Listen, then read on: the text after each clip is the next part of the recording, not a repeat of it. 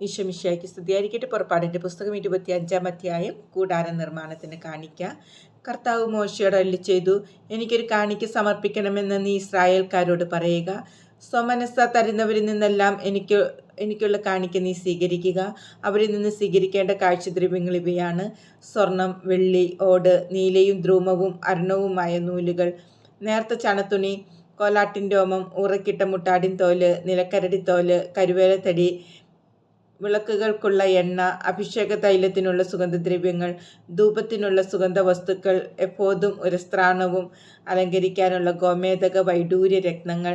ഞാൻ അവരുടെ ഇടയിൽ വസിക്കാൻ അവർ എനിക്ക് ഒരു വിശുദ്ധ കൂടാരം സജ്ജമാക്കണം. ഞാൻ കാണിച്ചു തരുന്ന മാതൃക അനുസരിച്ചായിരിക്കണം കൂടാരവും അതിലെ ഉപകരണങ്ങളും നിർമ്മിക്കുന്നത്. സാക്ഷ്യപേടകം. കരുവേല മരം കൊണ്ടൊരു പേടകം നിർമ്മിക്കണം. അതിന് 2.5 മുഴം നീളവും 1.5 മുഴം വീതിയും 1.5 മുഴം ഉയരവും ഉണ്ടായിരിക്കണം. ശുദ്ധി ചെയ്ത സ്വർണം കൊണ്ട് അതിൻ്റെ അകവും പുറവും പൊതിയണം. അതിന് മീതെ ചുറ്റും സ്വർണം കൊണ്ടുള്ള ഒരരിക് പാളി ഉറപ്പിക്കണം. 4 സ്വർണ്ണ വളയങ്ങളുണ്ടാക്കി പേടകത്തിൻ്റെ ചൂട്ടിലെ 4 മൂലകളിൽ ഘടിപ്പിക്കണം. 2 ഒരു വശത്തും 2 മറുവശത്തും ആയിരിക്കണം. കരുവേല മരം കൊണ്ട് തണ്ടുകളുണ്ടാക്കി അവയും സ്വർണം കൊണ്ട് പൊതിയണം. പേടകം വഹിച്ചു കൊണ്ടുപോകാൻ പാർശ്വവളയങ്ങളിലൂടെ തണ്ടുകളിടണം.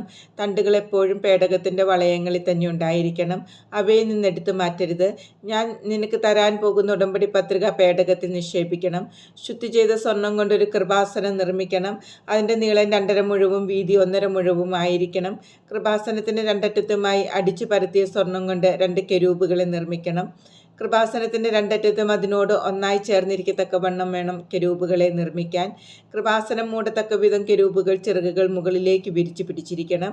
കെരൂബുകൾ കൃപാസനത്തിലേക്ക് തിരിഞ്ഞ് മുഖാഭിമുഖം നിലകൊള്ളണം. കൃപാസനം പേടകത്തിന് മുകളിൽ സ്ഥാപിക്കണം. ഞാൻ നിനക്ക് തരാൻ പോകുന്ന ഉടമ്പടി പത്രിക പേടകത്തിനുള്ളിൽ നിക്ഷേപിക്കണം. അവിടെ വച്ച് ഞാൻ നിന്നെ കാണും. കൃപാസനത്തിന് മുകളിൽ നിന്ന് സാക്ഷ്യപേടകത്തിന് മീതെയുള്ള കെരൂബുകളുടെ നടുവിൽ നിന്ന് ഞാൻ നിന്നോട് സംസാരിക്കും.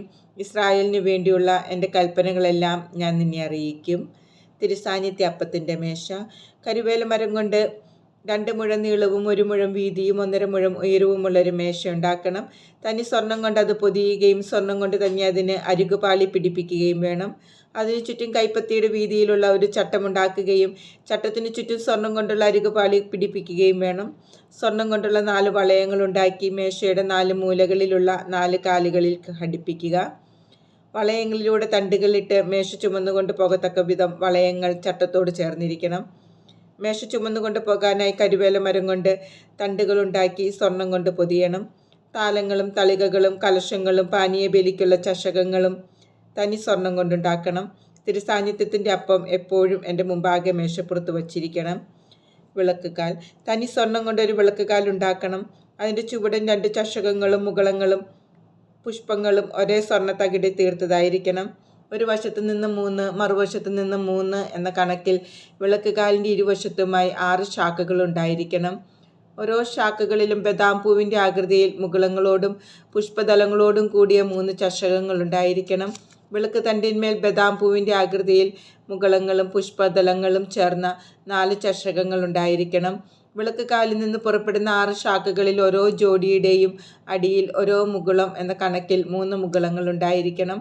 അടിച്ചു പരത്തിയ തനി സ്വർണത്തിൻ്റെ ഒരേ തകിടിലായിരിക്കണം മുകുളങ്ങളും ശാഖകളും എല്ലാം നിർമ്മിക്കുന്നത്. വിളക്ക് തണ്ടിന്മേലും അതിൻ്റെ ശാഖകളിന്മേലും വയ്ക്കാൻ വേണ്ടി 7 വിളക്കുകൾ ഉണ്ടാക്കണം.